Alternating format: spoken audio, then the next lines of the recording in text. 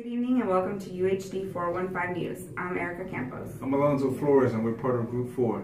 Tonight we have breaking news. This just in. A fraud case that has been ongoing for the last 4 years has finally come to an end. Frank Abagnale Jr., who has eluded authorities for the last couple of years and amassed over $4 million in check fraud, was caught on Christmas Eve 1969 in Montmartre, France. He was apprehended by FBI agent Carl Hanratty. Here's a picture of Frank Abagnale Jr. Here's an image of Carl Hanratty. Several fraudulent activities were committed by Frank Abagnale Jr. in this case. But to begin, everything started off with his father. Frank Abagnale Sr. had a local business in the city of New York, and there he was evading tax from the IRS. So that's where Frank Abagnale Jr. learned some of his tricks. Whenever they were evading the tax and the IRS seized all of their assets, the Abagnales were forced to modify their lifestyle. They went from living in a lavish house to moving to a 2-bedroom apartment in the Bronx. And they also had to get rid of their recent year 1968 Cadillac. So then they had a used car. So a major lifestyle change occurred. And Frank went from private school to public school. And that's where Frank Jr. posed as a substitute teacher for a French class. He successfully held that role for a week straight and fooled the students and the school. He also held parent-teacher conferences and also planned on scheduling a field trip for the school as a substitute teacher. So on the legal side, Frank also imposed as a co-pilot for Pan Am American Airways. He was a doctor known as Dr. Connors in Georgia, and he also became a lawyer in the city of New Orleans. Frank Abagnale had a lot of aliases. He was known as Frank Taylor Jr. for Pan Am American Airways. He was known as Dr. Connors whenever he was a doctor in Georgia. He was known as Lawyer Connors whenever he was a lawyer in Louisiana. And he also did a lot of check tampering that totaled over $4.1 million. At that time in 1968-69, that's a lot of money. And he also committed a lot of bribery whenever he was attempting to cash the checks at local banks. He would bribe the young ladies and charm them with some special words and compliment them on their beauty to distract them. And he also forged a lot of signatures with the false names and identities that he took place. Now, in this next skit that we will show you, you will see how he was able to create a false check.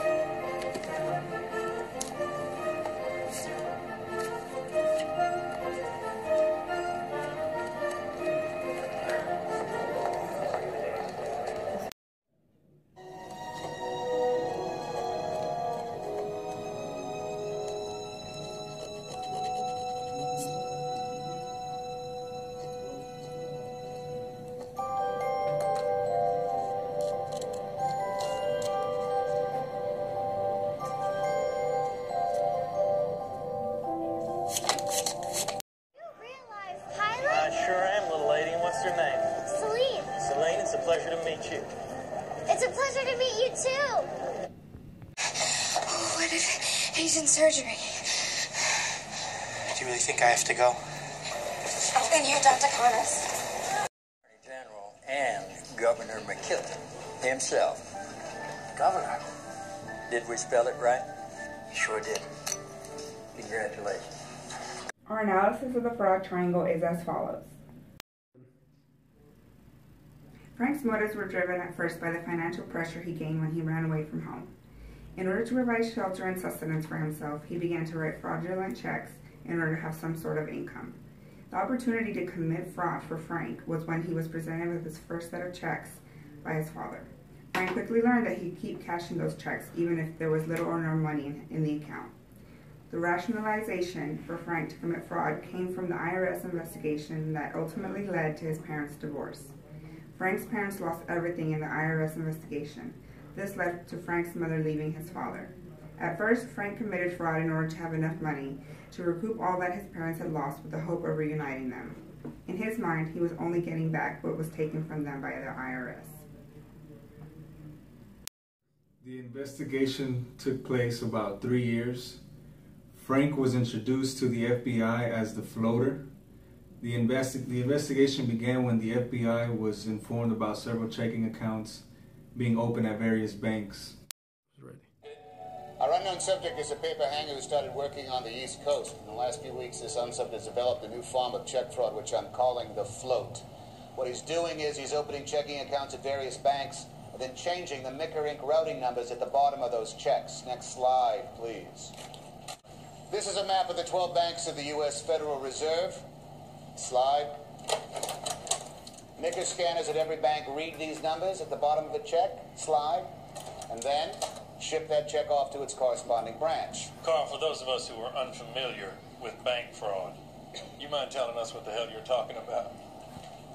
The East Coast branches are numbered 01 to 06. The central branch is 07, 08, so on and so forth. You mean those numbers on the bottom of a check actually mean something? All of this was in the report I filed 2 days ago. If you change a 02 to a 12, that means that check, which was cashed in New York, does not go to the New York Federal Branch, but it is rerouted all the way to the San Francisco Federal Branch. The bank doesn't even know the check is bounced for 2 weeks, which means our unsub can stay in one place, paper the same city over and over again while this check circle the country. Agent Carr receives a lead that Frank is at a motel in California, and there Frank was able to fool Carl on their first encounter whenever he posed as a Secret Service agent known as Barry Allen. The next scene will show that. Well, that's the new IBM Selectric. Put your hands on your head. Print type in 5 seconds. Shut up! Pop out the ball. Put your hands on your head! Put your hands! You know, he's got over 200 checks here. Hands Of Indian on your head! Drafting. Even has little payroll envelopes Put it down. addressed to himself. Put it down! Drop it! Relax. You're late, all right? My name's Allen, Barry Allen, United States Secret Service. Your boy just tried to jump out the window. My partner has him in custody. I don't know what you're talking about. You think the FBI are the only ones on this guy? I mean, come on. Come on, he's dabbling in government checks here. Been following a paper trail on this guy for months now. Hey, you mind taking that gun out of my face? Please, really. It makes me nervous. You see some credentials. Yeah, sure. Take my whole wallet. You want my gun, too? Come over here, take my gun. Hey, look, just do me a favor. Take a look outside. Look out the window. My partner's walking into the car as we speak. Look. Old guy almost pissed in his pants when I came to the door. He jumped right through the window onto the hood of my car. Hey, Murph. Yeah, call the LAPD again. I don't want people walking through my crime scene. I didn't expect the Secret Service on this. Don't worry about it. Well, what's your name? Henry. Carl Henry.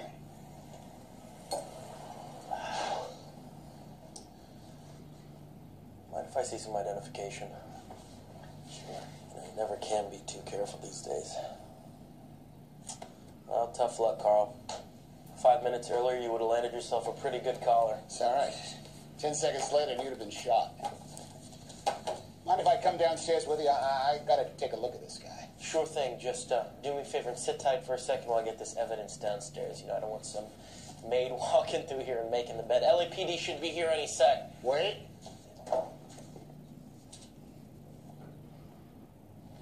Your wallet.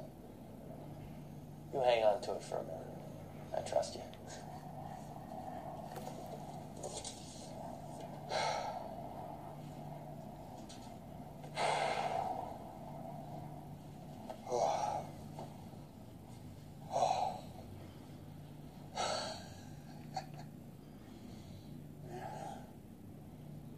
Sir.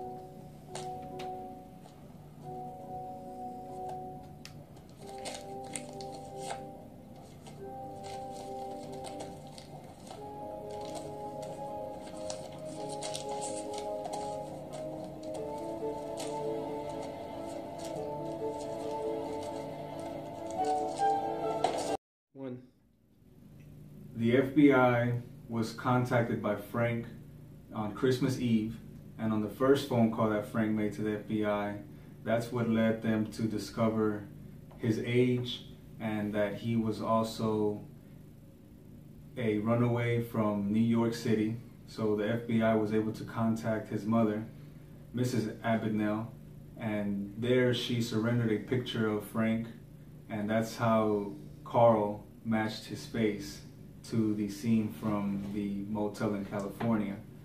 The second lead that the FBI acquired was through Frank Abagnale Sr. There, Frank was able to help the FBI with the address of his current location. The son, Frank Jr., was posing as a doctor in Georgia, and FBI agent Carl wrote down the address and flew immediately to Georgia, and that's where they almost caught Frank. However, Frank made a phone call to Carl on Christmas Eve once again, and then he disclosed that he was going to get married, that he wanted to call truce, and Carl was not reluctant to that idea. So that's how they identified that he was going to get married, with a nurse from the doctor, from the hospital where he worked at. So that gave the FBI several leads to locate the wedding, and that's where they crashed the wedding, and Frank decided to run away whenever the FBI reached the house of the celebration. The nurse, Miss Brenda, was unaware that Frank was a imposter, so Frank then had to reveal his identity and gave Brenda vivid directions as far as when they can meet up. He told her that the following day to fly out to Miami and he'll go pick her up. She cooperated with the FBI, and Frank caught on to that, so he no longer continued his marriage with Brenda, and that led to Frank feeling alone and feeling sad. Frank fled the country and went off to Europe. That's where he had the ability to use heavy, unique machines that printed out close to real checks, checks that were detected as official and legitimate by everybody who cashed them. He started using his checks internationally, several different countries, and the FBI followed him to Europe, and Frank was caught in the warehouse, and Frank surrendered control. He decided to put on the handcuffs and walk away and get prosecuted through the European police. Then the FBI agent Carl did everything in his power to bring him back to the US. Eventually they flew back to the US, and Frank demanded to speak to his father upon arriving to New York City. There, FBI agent Carl disclosed that his father was no longer living and had died. So Frank was extremely sad and upset, so he went to the restroom whenever the plane was landing in New York City, and from there he managed to escape through the restroom, and he ran away and he ended up in his mother's house. There he was informed by firsthand, he witnessed his mother celebrating Christmas, and he found out that he had a stepsister that he was unaware about, and the mother looked happy. So then once again he surrendered control and told the FBI to take him in.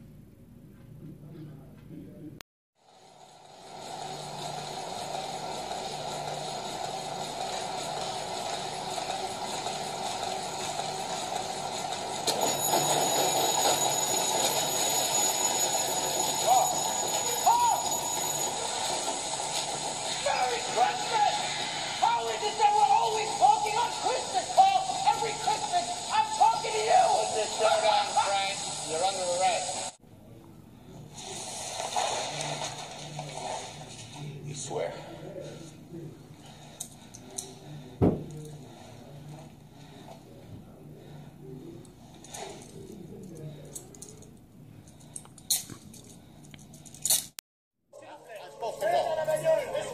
Where are you taking him? Let me in the car. Let me in the car. Let me in the car. Don't worry, Frank. I'll have you extradited back to the United States. Don't worry.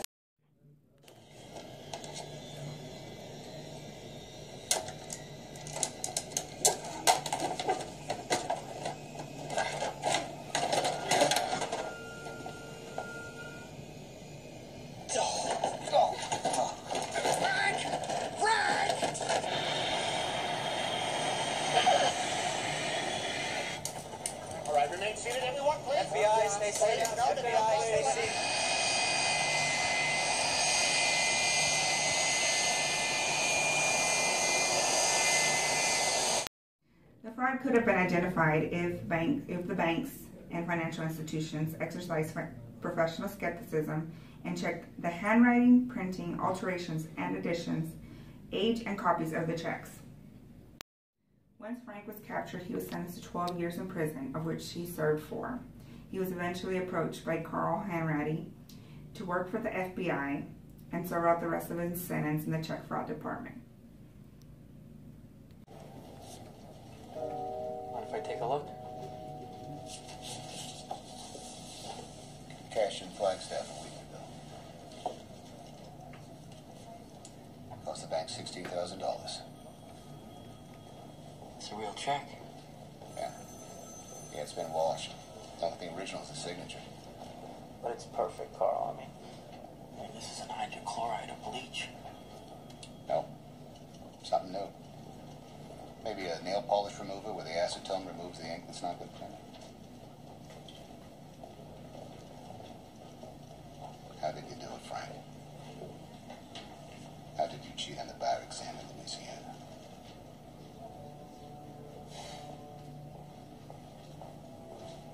I didn't cheat. I studied for 2 weeks and I passed. Is that the truth, Frank? Is that the truth? I bet this guy steals checks out of mailboxes. He washes off their names and he puts on his own. You saying that he's a local? Well, if it were me, I'd call the bank first. I'd check out the Make balance. sure there's enough money in there to make it worth your while. Exactly. Carl, I think this guy's pretty smart. Guess all we have to do now is catch him. Start first thing in the morning. We'll run the name area. What? Anthony Peters. Nevada, Arizona, California. Both names, right? Where's Frank, too? Yeah, we got it. Now, if you're stealing from mailboxes, there might be some others from the neighborhood or 2 people in there. Almost 16,000. That's a lot of money for this first check. This is first, right?